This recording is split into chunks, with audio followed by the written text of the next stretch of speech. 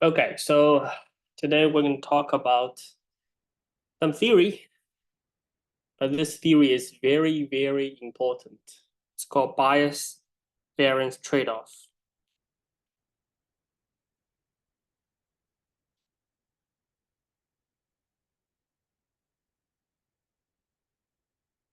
So we're digging, and we have seen several models, linear regressions, ridge regressions, lassos, and so on, kernelized regressions. The key of everything is actually there's a balance between underfitting and overfittings. So we try to find out a sweet spot of parameters, number of parameters. And also we trying to introduce some penalties to prevent overfittings. But in this class, in today's class, we're going to dig into deep to see why we have the issue of overfittings. Okay, so with that, this could help us to understand those efforts we already been done in the past couple lectures. So, in order to fully understand bias-variance trade-off, we need to think back about the parameter theta, how we actually estimate the parameters. Before come to any kind of models, just think about some estimators. So some background to start with.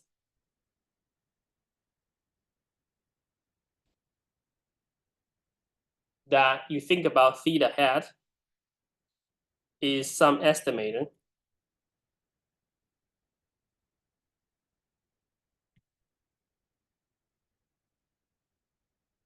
And we know this theta hat actually depends on the whole data set.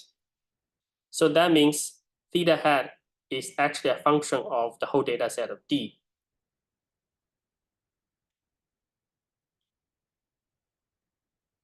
On some training data set, because if I change my training data set, then this estimator will be changed because we are using, for example, we are calculating the empirical mean for this training data set that we sum them together divided by the number of the data. So this is basically that value will change if my data set changes. So this is the key here for you to understand. And we have assumption.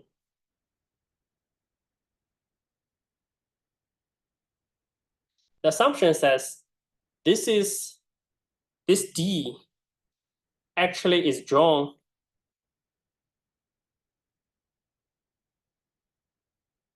from some unknown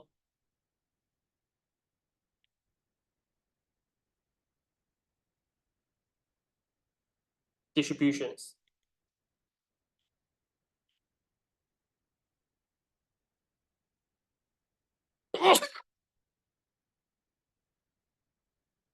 So there's some unknown distributions. And this actually will induce the distributions with this parameter over this estimate. So what does that mean is it actually, and it basically says we can have the distributions.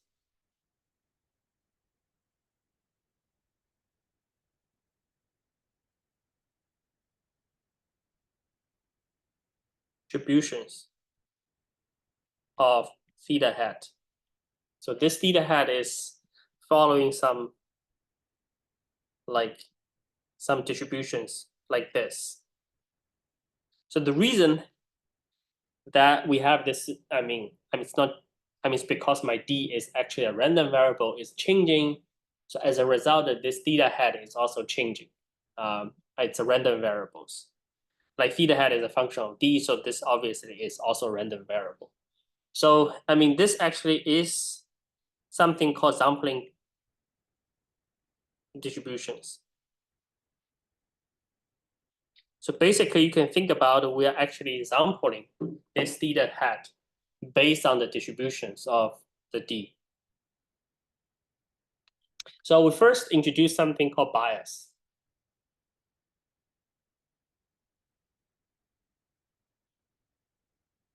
of an estimator.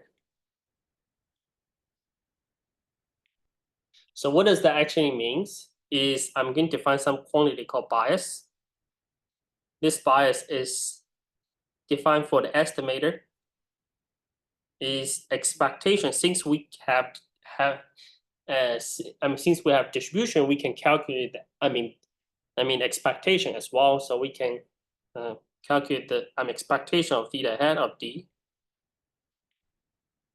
and subtract some ground truth of theta star. So this is theta star is the true parameter value.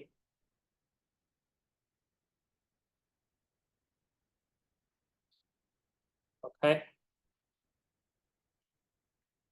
So this expectation here is taken with respect to the sampling distributions that I'm actually sorry, I mean this expectation is taken with respect to this natural distributions. So this is basically follows theta hat of D, but this is probability since we can use this ground truth.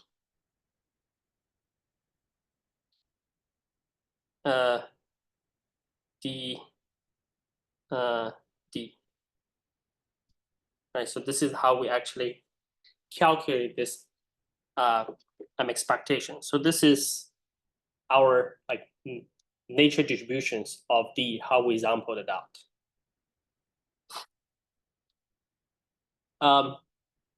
If bias is 0, so we call it estimator is unbiased. Okay. For example, MLE for the Gaussian mean is unbiased.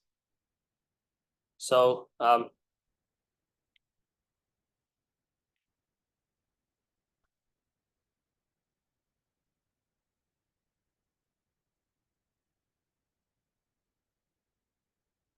is unbiased. Why? You can just do a quick proof for this expectation of mu hat, subtract the mu, which is basically expectation of the empirical mean 1 over n summation of x of I.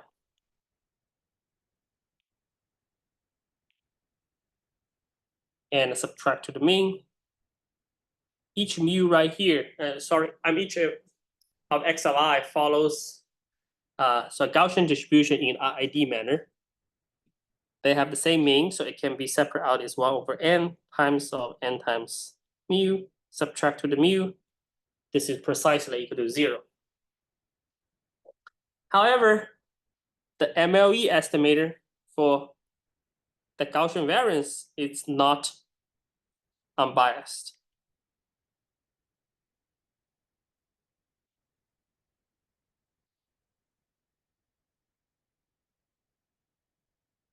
It's actually biased. So I think you have done some analysis on this one. So MLE for the Gaussian variance is giving us this sigma hat squared is 1 over n summation I from 1 to the n x of I subtract to the x bar squared. This is not unbiased. In fact, you can show, I'm not going to show it again. I believe you have done similar things in statistic courses. This is actually equal to n minus 1 over n sigma squared. So what does that mean?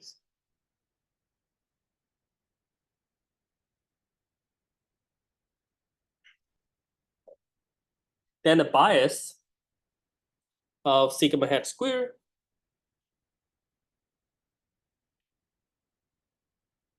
is equal to n minus 1 over n sigma squared minus sigma squared. The bias is 1 minus 1 over n sigma square. And of course, if n is really large, this bias is really small. So the bias actually shows up if you choose a relatively small n. So that means this MLE estimator slightly underestimate the variances. The proof of these things is given from, I believe 554. It's a typical statistics and the causes and the result. It's not just enough to this estimator is unbiased, but for example, you can always use the first point in the example as my estimators, which is obviously unbiased. For example, you have x1, x2 to x of n. Okay, so this is your data. Example in the IID manner. What you can do is you can just pick x1 as your estimator.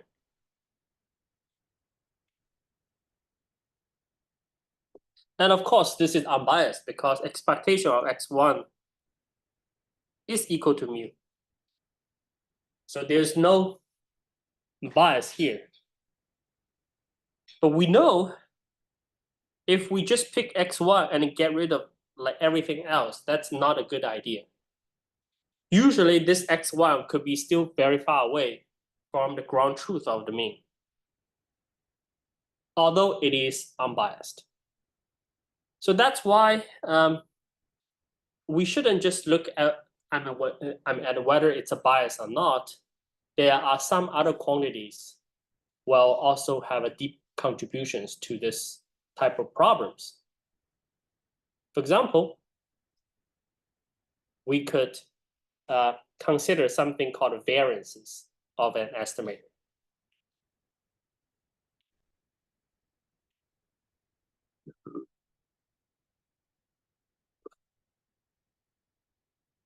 So what does that mean for the variances? It's defined as follows. I'm going to define variances. And again, my theta hat is a function of d. D is a random variable. So theta hat is a random variable. We can calculate variances, of course. We can do that. So that would be expectation of theta hat square subtracted to expectation of theta hat, then square. Right? So again, all the expectation is taken with respect to this natural and so distribution. So this is integration of theta hat square, which is a function of d, of probability of d conditional on theta star, d plus minus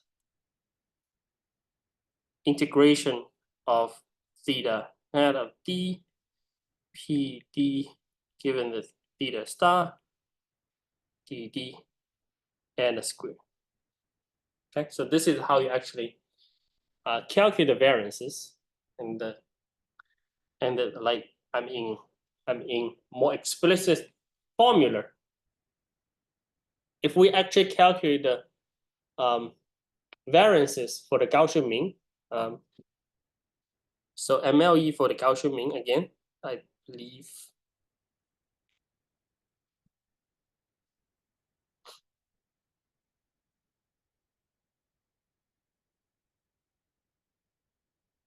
So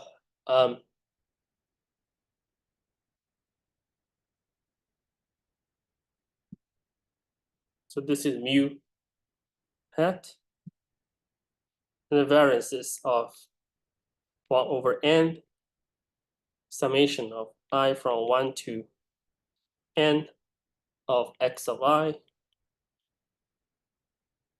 right? So since I'm x1 to xn, they are exampled in the IID manner. This will be 1 over n squared then summation I from 1 to the n, variances of x of I, right? So this is 1 over n squared times n sigma squared. So this is sigma squared divided by n. For the MLE of the variance, for the Gaussian variances, this whole argument will be more complicated. I just want to state the result. You can have a look at that. So this is if you're choosing the sigma square hat, which is my MLE estimator.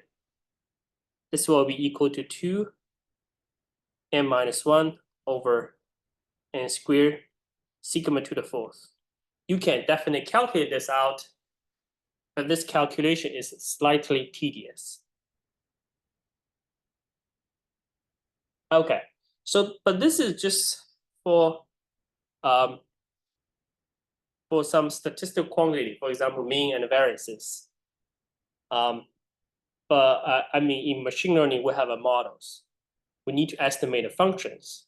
And we have a training, we have a testing. Things will be slightly different from just statistical quantities or statistical estimators. So, but the whole idea will be close. We can still and ask what is the mean, what is the variance, and so on. So, so let's start with the simple things.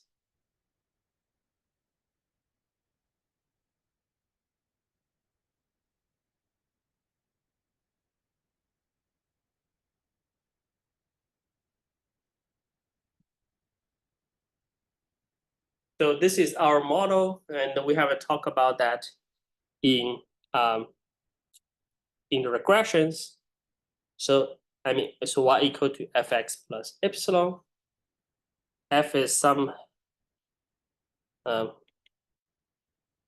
fixed and unknown function. And epsilon is some random terms that is independent of x's and has a mean 0. So basically, it's independent random noise. Usually, we consider this is a Gaussian, but it's not necessary. Random noise, independent of x, and has mean 0. So basically, the expectation of epsilon is 0.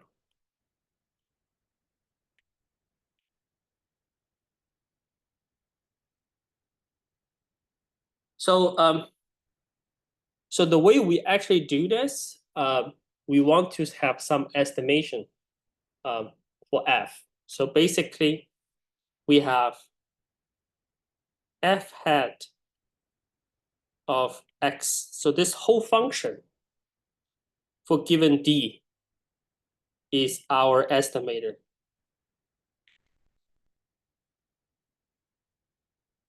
for f. So previously, we have estimator for some statistical quantities. But here, we are trying to estimate the functions, these unknown functions instead of statistical quantities.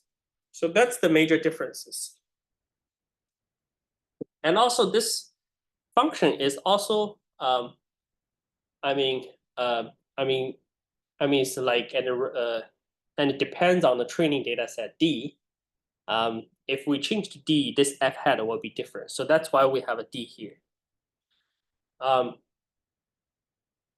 It's our estimator for f, and of course is a function of D.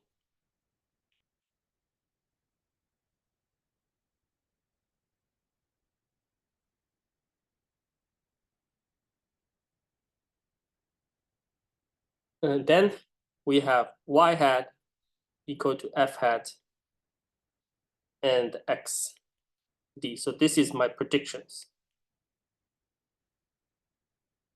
for new data.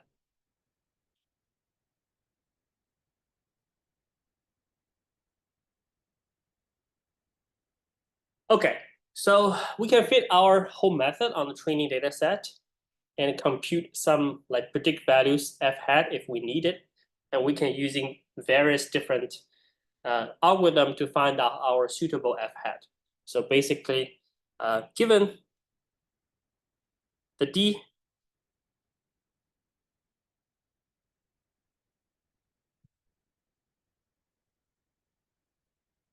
so we can compute f hat of x of I.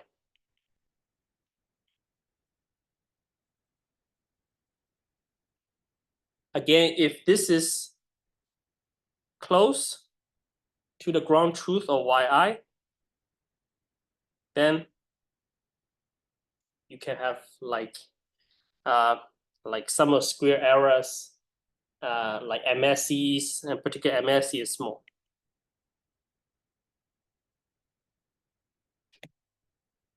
But again, we're and I have like and repeatedly mentioned we don't care whether for the training data whether they are close or not. Instead, we are interested in if you are giving a new data.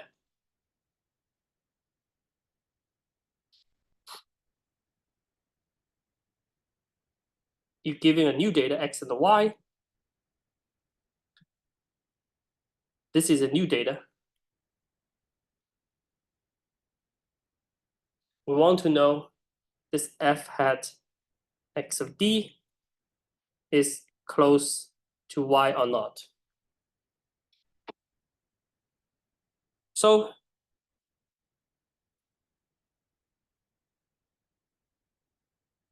the goal here is we want to choose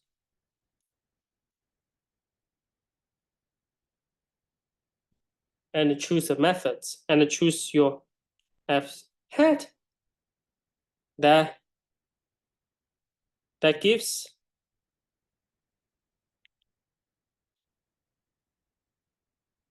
lowest MSE for the new data. For new data, and we also call it testing data set. Test the data set.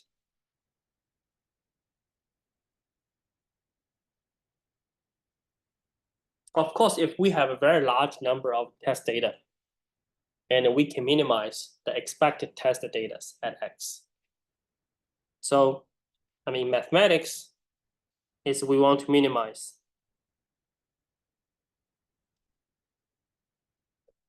the expected values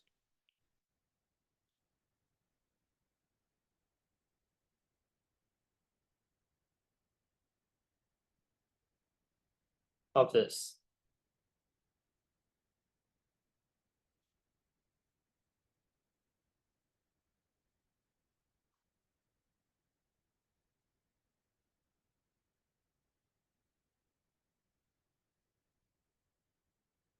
So, and of course, we can talk about training MSE and the testing as and MSE right here.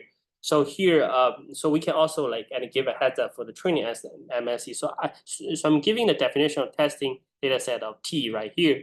So basically, if that so like numerically, testing MSE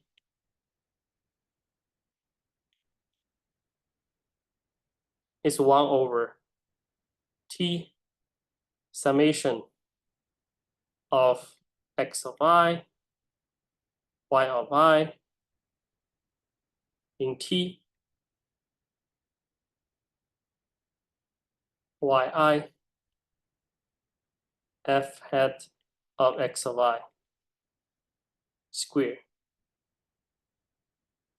So this is basically we calculated, testing MSE. So this is the testing and how we estimate. And the training MSE, similarly, we can do it.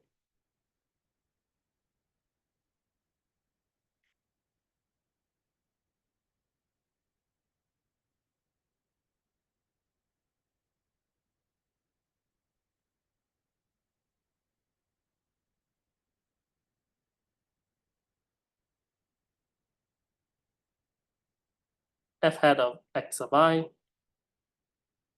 square. And in particularly, this d and t, the intercept of d and t should be empty. So that means there's no intersections between training and testing to ensure those training data set is always new. There are, I mean, if we are giving like such kind of problem, there are a lot of very important mathematical properties that can be and can be derived. So the first thing,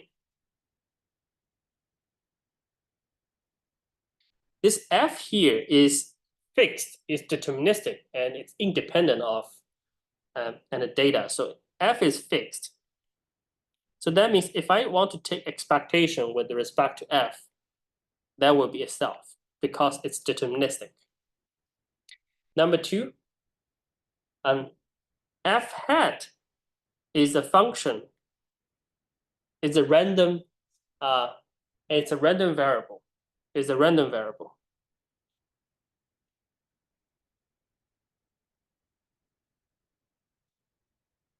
And because it depends on the random variable, d is a random variable. It's because d is example from some true unknown functions. Number three, the expectation of epsilon is 0. That's our assumption. So what does that mean is if we take expectation of y,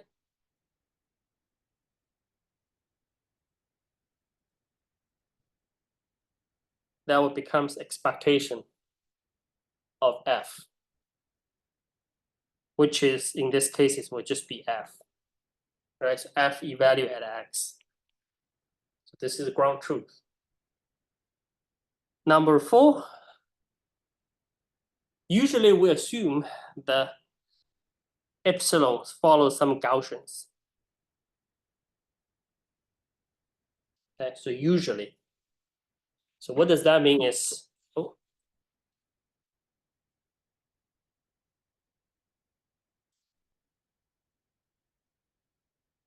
if we assume this, then the variances of epsilon is equal to sigma squared.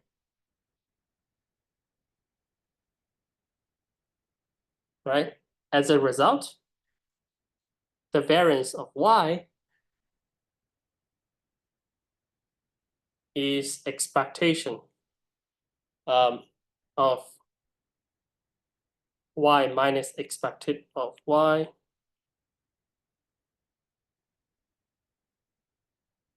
expected value of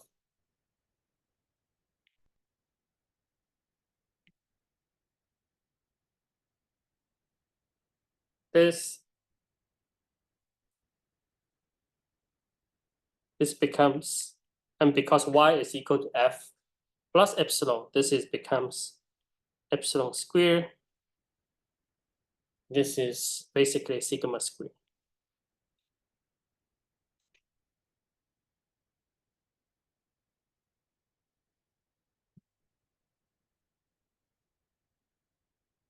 And next is epsilon and f hat are independent.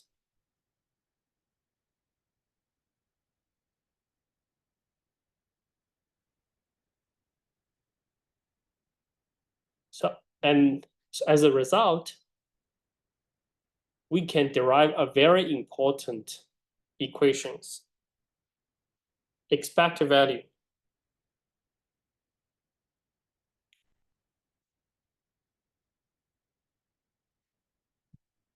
of this. This is equal to.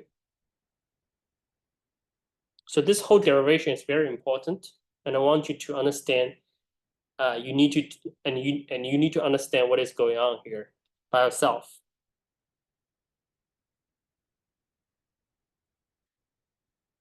F plus epsilon minus of f hat squared. So this is just plugging here. Then I'm going to add a constant and subtract a constant. At and subtract first. Subtract f hat and add an f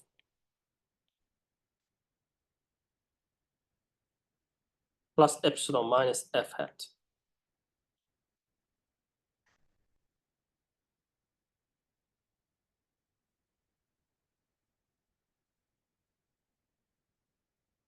F minus.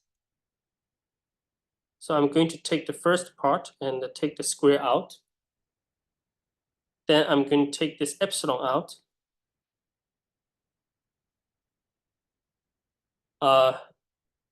Then these two out.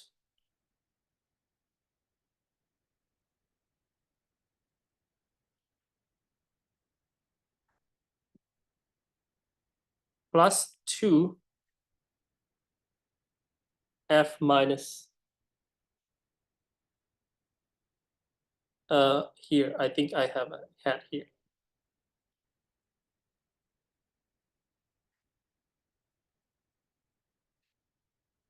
Plus 2 epsilon of expected of f hat minus f hat plus 2 cross terms.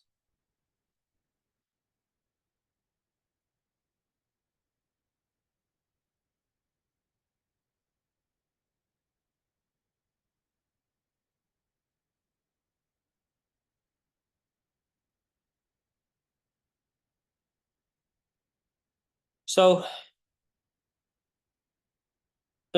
so this is a constant here. So I mean, this is a constant here. This is a constant here. So taking that expectation, it's also a constant. So this is f minus expectation of f hat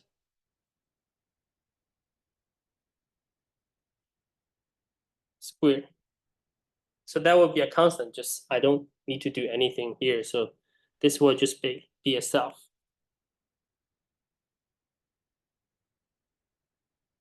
Plus expectation about epsilon square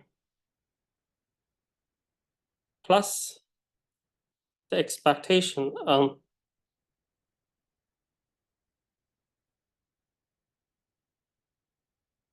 this square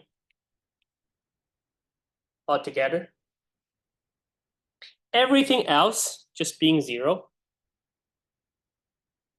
Why?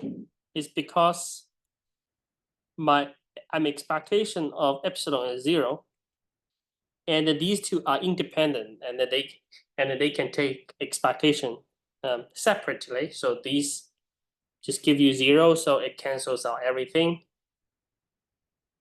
The second thing is this is also, if we take expectation on this one, this is also 0, because expectation of f hat minus f hat, this is also 0. So that means if we take expectation on these 3 terms, these cross terms, they are all 0. So it just cancels out immediately. So the first term, what we got here and right here is square of the biases you can think about.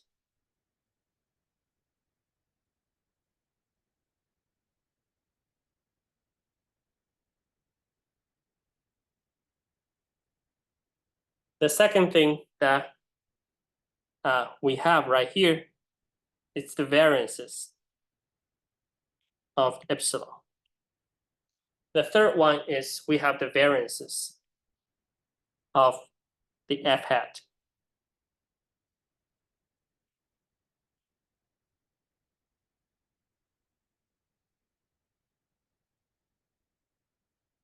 So you can see each term right here is bigger or equal than 0. And of course in total, I mean, and when we sum them together, it's called that as well. So this is basically we are interested in. So you can think about this is basically the so unexpected test MSE.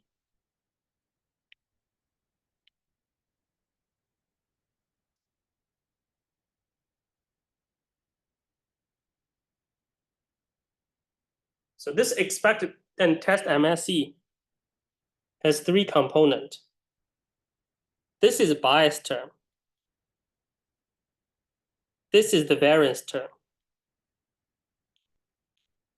This is the noise term.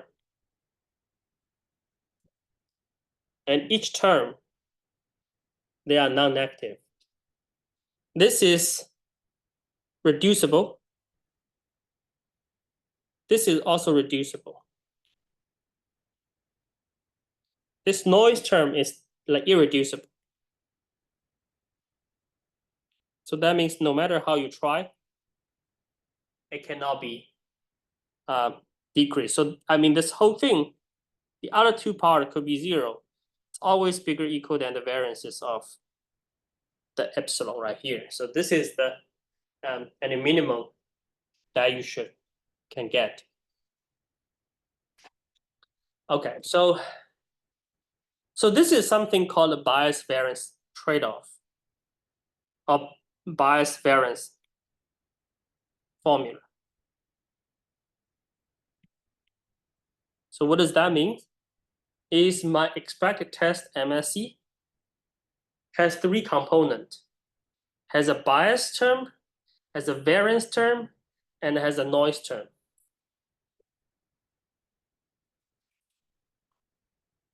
So that means, we can build a better model, actually trying to reduce this term and this term. So this is something called reducible terms, right? So this is quite important. And for example, this and the bias term right here is basically an error coming from the wrong assumptions in the learning algorithms. So we just using some approximate function to approximate like it's slightly off functions to approximate a ground truth. And so that would be and introduce some biases. If we have a high bias, that means an algorithm will miss some relevant relationship between the input and output. So that means high biases is that my model is not complicated enough to accommodate this complicated data structures. So this is usually leads to underfittings.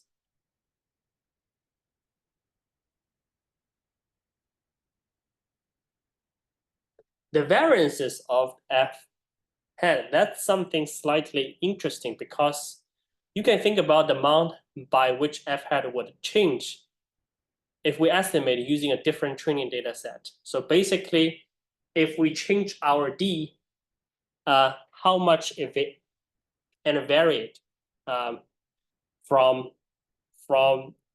D1 to D2, and your F hat could change dramatically.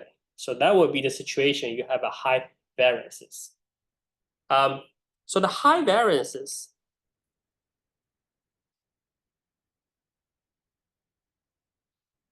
that means as I said, if I have a very small changes in D, then can result in very large changes in F hat. So that means, and this is also really bad, and this is also the root cause of overfittings. If we have the situation of overfitting, it is mainly because of this term, the variances is really high. So this happens is more like kind of flexible or like complicated methods with high degree of freedoms that usually give very high variances. So, and of course, we hope to find a method that both terms to be very small. That means has a low variances and the low biases. But that's usually very challenging. But usually what we can do in practice, it's much easier. So like low bias and the low variances. That is very hard. But we can have a like high bias and the low variance. So that is some like O and underfittings and situations. So what we can do is you can just fitting a line to the data. So that means we draw a line. This is the simplest possible model they can think about, which is a simple linear regression. All we can do is you can have very low bias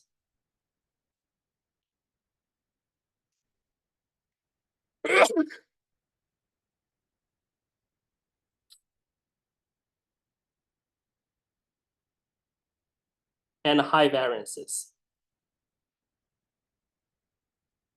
So you can think about drawing a curve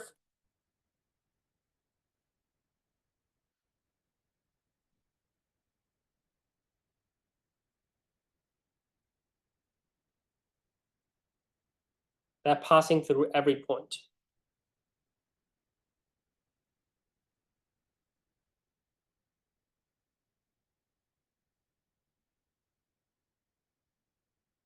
So you can think about it this way. For example,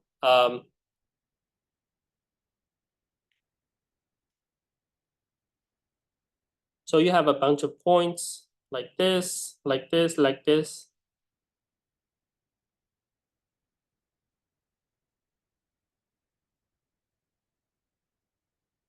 Okay, something like that. The underfitting ways to say is I'm drawing a line strictly line and a line and then like that. That will be the high bias, but very low variances. Low bias and high variances curve will be strictly going through every point.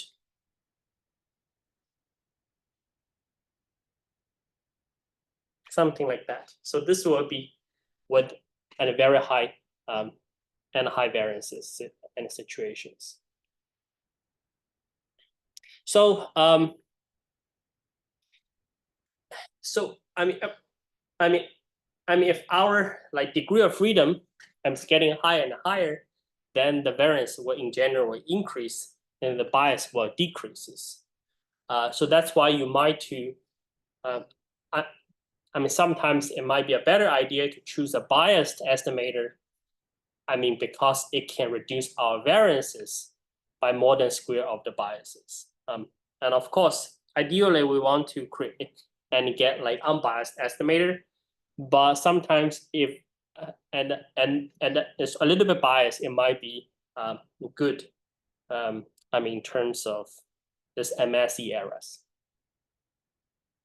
So let me show you some one simple picture right here.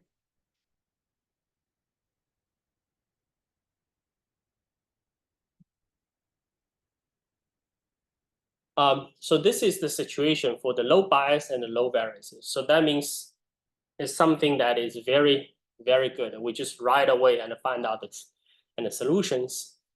This is the low bias and high variances. So this you can see in terms of expectation, this will be at the center, but the variances of the point will be scattered around in the center. So this like variances will be very high.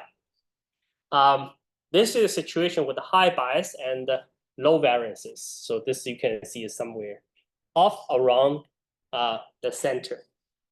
At last, this will be high bias and high variances. So that won't be good. So you can think about this whole thing with the total MSE error. It is summation with the two component.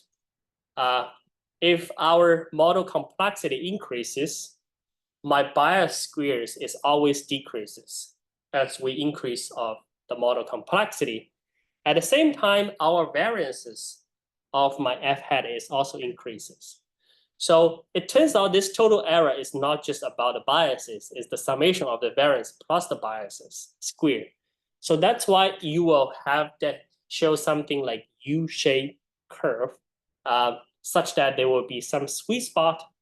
At this point, we will have the lowest total MSE point. So this will be my optimal model complexity right here.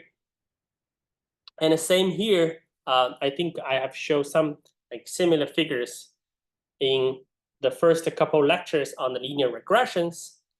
If we have it like each line is IID draw from and of the data of D, or like TD is the training and T is the testings, you will see on average this training and training error is always decreases as increase of the complexities.